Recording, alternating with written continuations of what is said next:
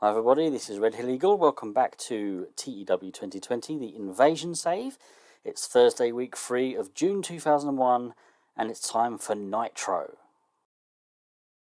We kick off with a promo from Ric Flair, a nice 74 score here, pleased with that.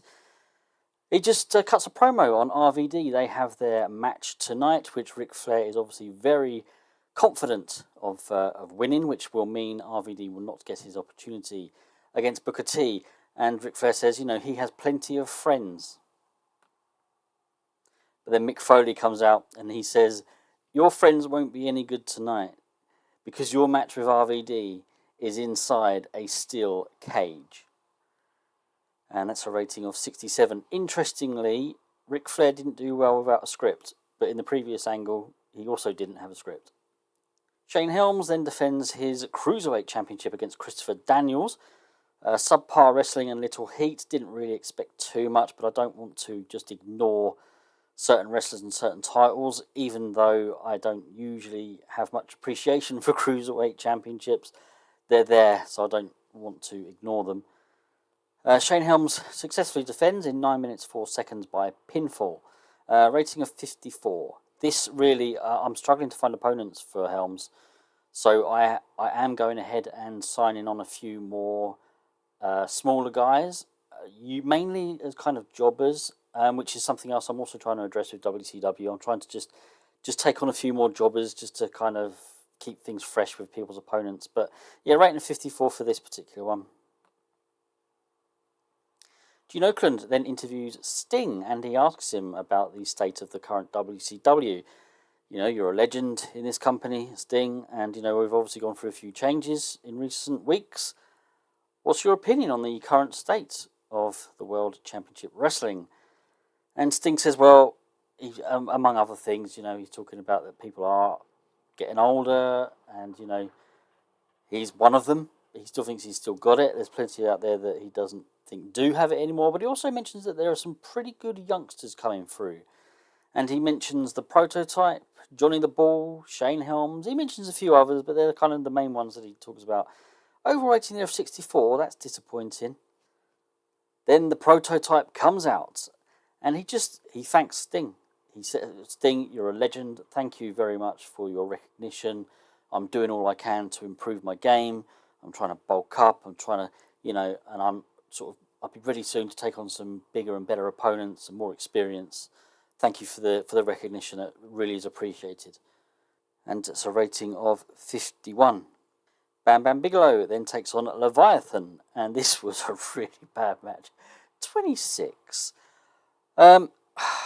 Yeah, it appears Bam Bam Bigelow's dropped down to unimportant, because I've got the note here saying about both guys, they're not invested in either of them, so that's a shame.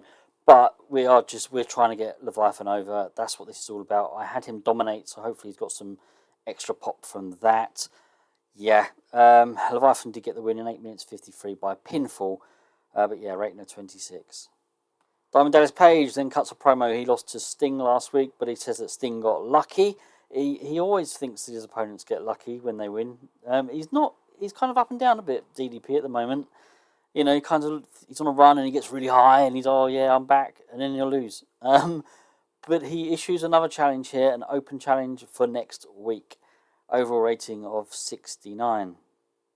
We then got our tag team match of the night. The Haas brothers take on Jindrak and Stasiak, and it's the latter that get the win in 10 minutes 13 when Sean Stasiak pinned Russ Haas.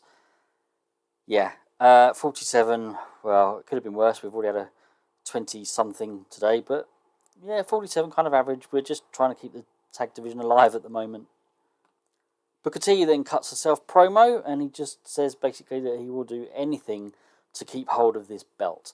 I didn't really delve too much into this. I've been writing up a few segments for future Nitro episodes, which I think are going to be quite fun. Booker T's involved, but he just didn't have anything to do in this show, so I thought, let's just put him in there. So yeah, rating of 74 though, so quite happy with that.